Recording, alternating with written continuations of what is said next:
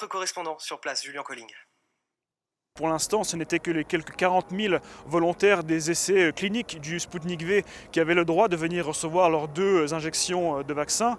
Désormais, donc, la vaccination est étendue aux 3 premiers grands groupes à risque de la population russe, les travailleurs médicaux évidemment, les travailleurs éducatifs et également les travailleurs sociaux qui pourront donc venir recevoir gratuitement leur dose de vaccin.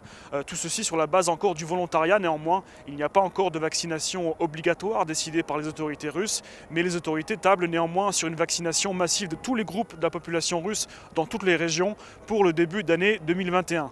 En tout cas, ici à Moscou, tout est déjà prêt et sur le pied de guerre pour donc cette nouvelle campagne. Ce ne sont pas moins de 70 cliniques publiques ici à Moscou qui sont désormais équipées pour administrer le vaccin.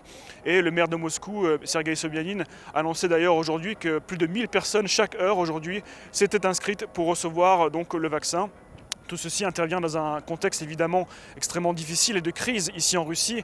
La seconde vague du Covid-19 est beaucoup plus forte et dangereuse que la première, notamment en région. Donc voici pourquoi sans doute Vladimir Poutine et le pouvoir russe semblent désormais jouer le tout pour le tout et tenter le maximum pour tenter d'enrayer une fois pour toutes cette épidémie donc, de Covid-19. Voilà, est-ce que pour vous cela suscite un